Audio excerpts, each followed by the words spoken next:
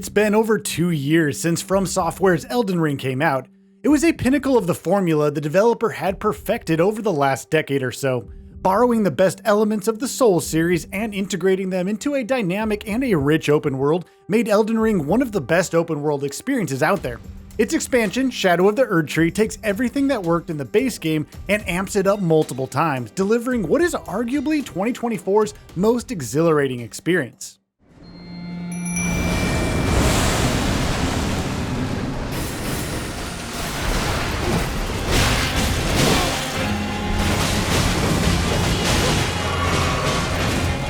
Shadow of the Erdtree isn't your typical expansion you might sometimes associate with an action RPG, such as a reasonably sized map, few quests, and a couple of boss fights here and there.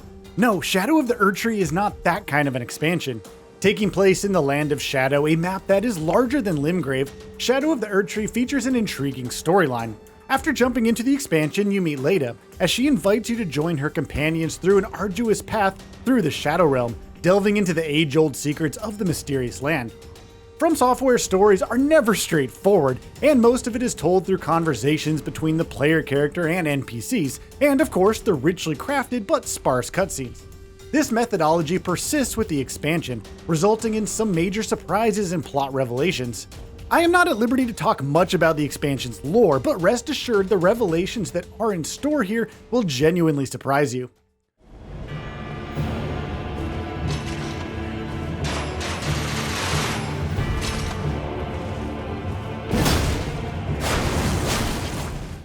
Much was said about the map design in Elden Ring and how it focused on verticality that twisted players' minds. Well, Shadow of the Erdtree takes that aspect of the base game and provides layers and layers of vertical space. At one point, I found myself stuck in figuring out how to reach an area which was probably hundreds of feet below me, only to find out that a nearby dungeon was the means to descend there. Exploration remains ever important, and the map design excels at piquing curiosity, pushing players to search for every nook and cranny.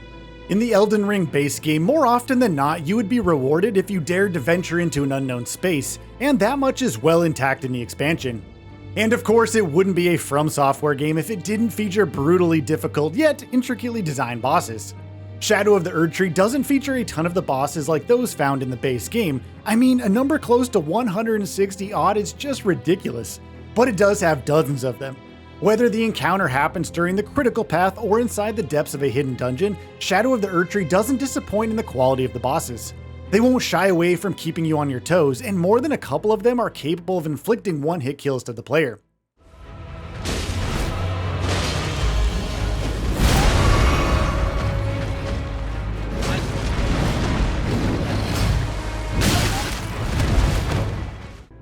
There are multiple encounters in the game that could easily be ranked as some of the most difficult ones in the genre. As someone who craves astonishingly brutal challenges, Shadow of the Erdtree was right up my alley. Although my player character died numerous times, I've pretty much lost count at this point, nothing beats the satisfaction of thrashing an intimidating foe.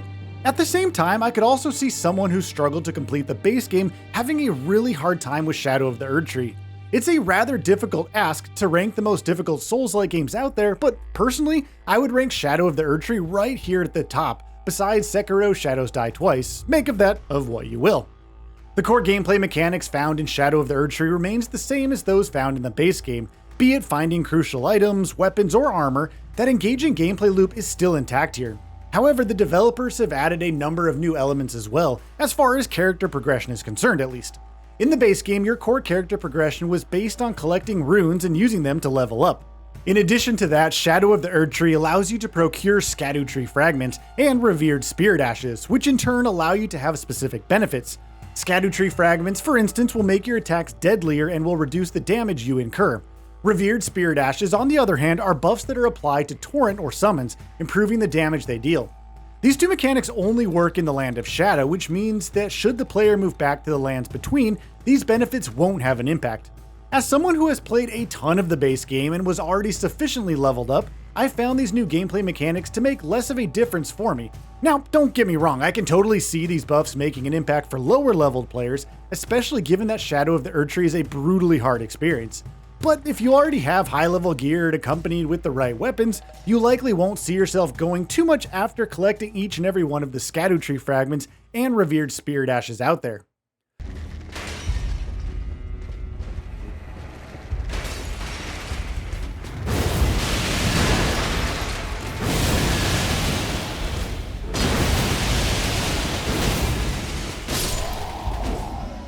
FromSoftware's games have always prioritized art style over cutting-edge visuals, and it's no surprise that Shadow of the Erdtree follows that norm.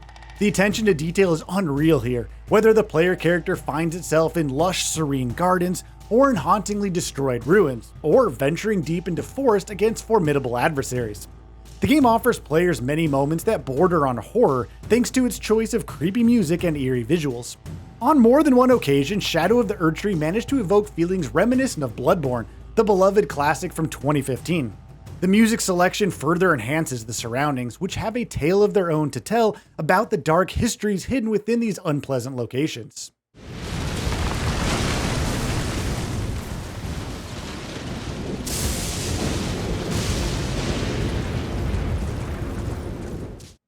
Just like Elden Ring, I reviewed the expansion on PC. Despite playing Shadow of the Erdtree on a high-end PC equipped with an NVIDIA RTX 3080 Ti, 32GB of RAM, and a Ryzen 5950X processor, I encountered performance issues when running the game at 4K resolution. In order to stabilize the performance, I had to lower the resolution. While this was a tad disappointing, since I wanted to absorb the game's full glory in 4K, the exceptional art style balanced things out rather well. In conclusion, as a hardcore Souls fan, there is a lot to love here. The map is brimming with secrets to find and activities to complete. In many ways, Shadow of the Erdtree draws strong parallels to Dark Souls 3's Ring City DLC, emphasizing verticality and challenging boss battles. For many, Shadow of the Erdtree is where players will bid adieu to the Elden Ring experience, just like what Ring City did with Dark Souls 3. But one thing is for sure. FromSoftware's latest expansion surpasses typical standards, offering an abundance of content comparable to a fully fledged game. While stable PC performance would have enhanced the experience, it doesn't detract from what is undoubtedly this year's most exceptional gaming journey. So, are you ready to come and die all over again?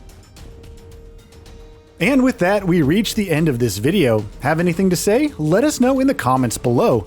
Also, we upload new videos every single day on Gaming Bolt, so please consider subscribing as it really helps us out. Thanks for watching.